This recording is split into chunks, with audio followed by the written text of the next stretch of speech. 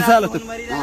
رسالتي طبعا ان نحن اليوم في ايام مباركه. اول لبيك اللهم لبيك، لبيك لا شريك لك، لبيك ان الحمد والنعمه لك والملك.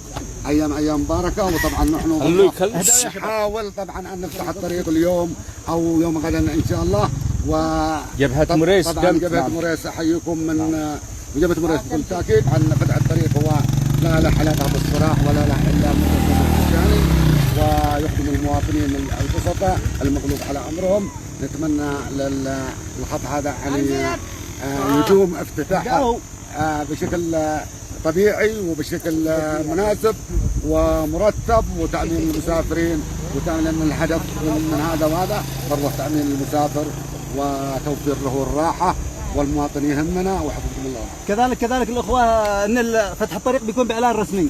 إعلان رسمي أكيد. لأن في كثير الآن كانوا متجمعات هذه جايين هوشلي. مش هوشلي. احنا الآن قمنا بتنفيذ التوجيهات. الافتتاح مش على ترند الفيس يا شباب. لحظة. الافتتاح أنا أحب أكرر الكلام عدة مرات. كلمناكم من أول الافتتاح ترتيبات من قيادات أمنية وسياسية وعسكرية. نعم. افتتح بشكل رسمي. نعم. وبقيادة وباتفاقات رسمية حتى يأمن سلامة المواطن. أيوه. كذلك يا شباب مثل ما سمعتم الأخ طنق عموم، فتح الطريق بيكون بإعلان رسمي، مش في الترندات في الفيسبوك. مش الموضوع الطريق للأسف أصبح الآن أي واحد يشتري مشاركات يشتري إعجابات بالفيسبوك يقوم يعمل له شلي على الطريق. فتح الطريق بيكون بإعلان رسمي من الحكومة ومن الوساطة من جميع الأطراف. لهذا تريثوا يا شباب، تريثوا. يا دي صبرتي سنة ما يضر الشباب. نعم. ليش العقل؟ توجد ترتيبات أمنية نرفع. خلاص يا شباب. نحن في العمل. خلاص يا شباب بس سمعتم الأمور طيبة. الأمور طيبة. أنت الإعلامي الوحيد. فاق راسي. مثل ما سمعتم يا شباب الأمور طيبة، ما فيش حاجة.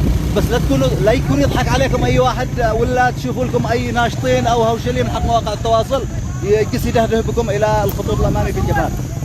احنا الآن في ترتيبات أمنية، في استعدادات. مثل ما تشوفوا الطريق مفتوح من جهتنا. لا هذا ناصة خلفي أي ناصة.